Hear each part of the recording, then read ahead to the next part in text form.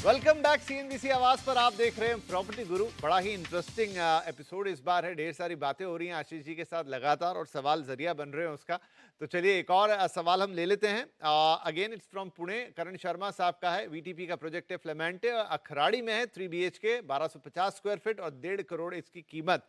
अभी under construction है फिलहाल और वो सुझाव मांग रहे हैं इसके बारे में। घर यहाँ लेना चाहते हैं। तो राइट आशीष जी, फिर से एक बार पुणे से सवाल है, कैसा है ये फ्लेमेंटे वीटीपी का? और इलाके के बारे में तो हम हमेशा बात करते रहे खराड़ी, बट कुछ और नई चीज अगर जो आप बताना चाहें। हाँ विपिन जी, मतलब अब इस सब लोकेशन को अपर खराड़ी बोला जाता है, जैसे मुंबई में रीनेमिंग होती है।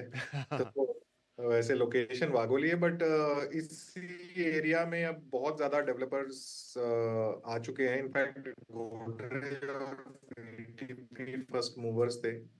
और ये वीटीपी का जो ये प्रोजेक्ट है, ये एक टाउनशिप का नेक्स्ट प्रोजेक्ट है। मतलब ये कई सालों से वीटीपी वहाँ पे एक टाउनशिप बना रहा है। उसमें एक ये लेके आए हैं तो थोड़े से स्पेशियस 3 बेडरूम 1250। जब हम बोलते हैं पुणे मुंबई में, वो कारपेट एरिया होता है। बाकी सब सिटीज में हम सेल एरिया की बात करते हैं। मार्केट प्राइसेस काफी तेजी से बढ़े हैं, तो डेवलपर की आस्क भी उसी लाइन में है इस समय।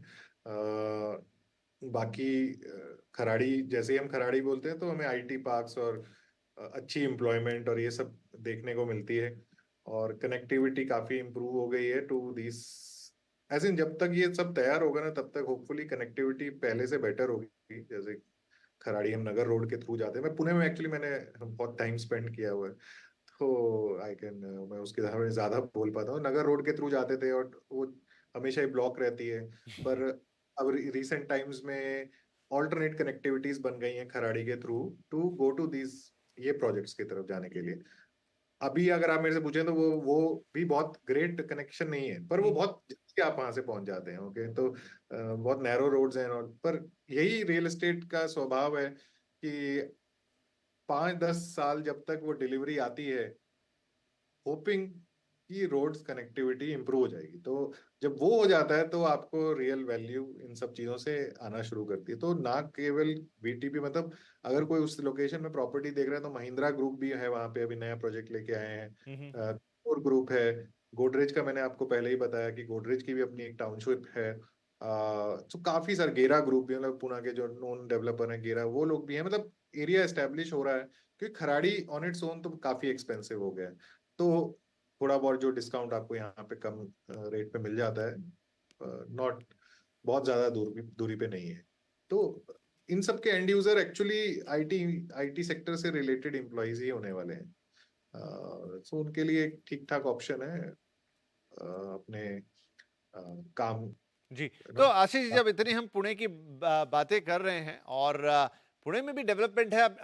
ठीक है, मुंबई के स्केल की नहीं होगी, लेकिन वहां पर चूंकि एक तो पुणे एक मुंबई जैसा नहीं है स्ट्रक्चर की, कोई लीनियर सिटी है, तो वो काफी अपने आप में भी एफिशिएंट है। ठीक है, छोटी सड़कें और ये तमाम चीजें, तो बेंगलुरु में भी ये स्थिति बन गई। अब तो कई पॉकेट्स मुझे हैदराबाद के भी ऐसे लगने लग गए हैं जहाँ पे सड़कों की चौड़ाई कम पड़ जाती। तो ये तो एक अपने आप में अलग। नंबर ऑफ यूनिट सेल्स में पुणे पिछले 1-2 सालों में सबसे आगे रह रहा राइट। है। मुंबई को तीन चीजों में डिवाइड हो जाता है ना, मुंबई, नवी मुंबई, थाने। अगर आप सबको ले लोगे तो ऑब्वियसली मुंबई लीडर है। ओके, पर जी। अब जब हम इन तीनों को अलग कर दे तो Pune as a city is ahead.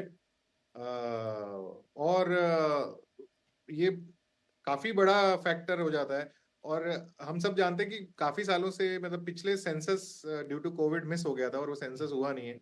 अगर ये सेंसस प्रॉपरली किया जाए तो मेरा तो ये मानना है, और मैं कई फोरम्स में भी ये चीज शेयर करता हूँ, कि probably population growth rate including migrants hmm. Pune में जो पिछले 10 सालों में चेंज हुआ है वो फास्टेस्ट है ओके। Across India. ये मेरा मानना है, क्योंकि एक्सपीरियंस है, मतलब और कुछ नहीं है। जब आप किसी शहर में जाते हो, आप खुद उनकी सड़कों में, उनके शॉपिंग में, ऑफिस जगहों पे जाते हैं, तो आपको ऐसा लगता है कि बहुत तादाद बढ़ गई लोगों की, राइट?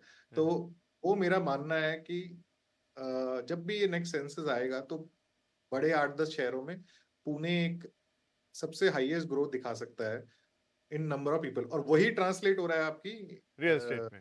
डिमांड में। बिल्कुल बिल्कुल।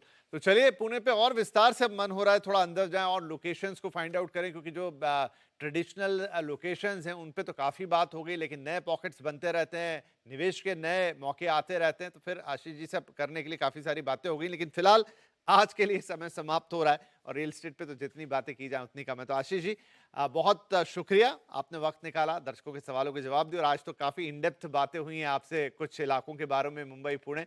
तो किसी और दिन हम इसे और स्ट्रेच पर लेकर जाएँगे, थोड़ा और गहराई में बात करेंगे ताकि लोगों को एक बढ़िया समझ मिले और जो काफ़ी सारे अब इन्वेस्टमेंट पॉइंट ऑफ व्यू से सवाल आने लग गए हैं, उसके लिए एक अच्छा नज़रिया लोगों को यहाँ मिल पाए। शुक्रिया आज के लिए और आप सभी दर्शकों का भी बहुत-बहुत धन्यवाद। आपने आज का हमारा ये शो यहाँ देखा। इनफैक्ट इस शो को आप दोबारा हमारे सोशल मीडिया प्लेटफ़ॉर्म्स पर भी देख सकते हैं, बस एक क्लिक पर अवेलेबल है। आप हमारा पता तो जानते ही हैं, pg@moneycontrol.com। यहाँ पर आप अपने सवाल हमें भेजते रहिए, हम आपके सवालों के जवाब देते रहेंगे और बस थोड़ा फ़ोन नंबर डाल दीजिएगा ताकि थोड़ी बातचीत भी कर लें और बेहतर तरीके से समझ जाएँगे और अच्छी तरीके से सवालों के जवाब देंगे। तो इस हफ्ते के लिए इतना ही, अगले हफ्ते आपसे फिर मुलाकात होगी, तब तक के लिए